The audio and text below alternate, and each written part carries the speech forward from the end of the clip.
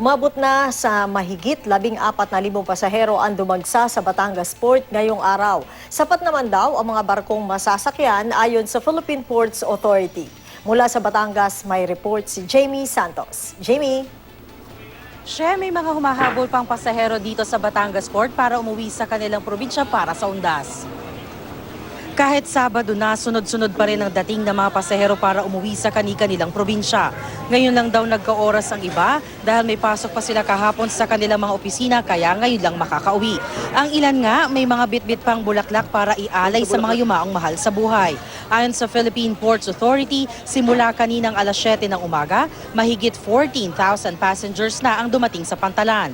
Pero inaasahang mababawasan ang bilang ng mga pasahero mamaya dahil marami nang naunang umuwi at maikli lamang ang bakasyon ngayon. Sa mga hahabol bumiyahe para iwas aberya, payo ng mga otoridad, iwasang magdala ng mga pinagbabawal na bagay na maaring makasakit sa ibang pasahero. At yan ang latest mula rito sa Batangas Port. Balik sa Ishe.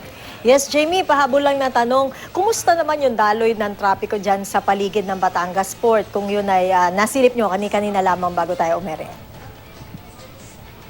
Kumpara kahapon, mas maluwag na yung daloy ng trapiko dito papasok sa Batangas Port. Kasi yung mga truck na kahapon na naipon dito ay nakasakay na sa Roro. Kaya ngayon yung mga hahabol pa sa biyahe, hindi na sila mahihirapan pumasok dito sa Batangas Port.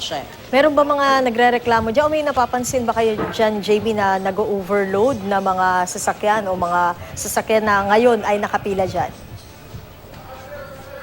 Sa kikipag-ugnayan natin sa Philippine Ports Authority, maging sa Philippine Coast Guard, sa kanila daw pagbabantay, simula pa noong October 28, wala naman daw napaulat na nagkakaroon ng overloading. Mahigpit daw kasi nila itong binabantayan bukod sa pagkakaroon na ng sinusunod dito yung passengers manifest. Meron ding nag-head count dun sa mga passengers para makitang hindi sosobra o hindi magkakaroon ng pagsasakay yung mga barko ng labi sa kanilang kapasidad. Maraming salamat, Jamie Santos.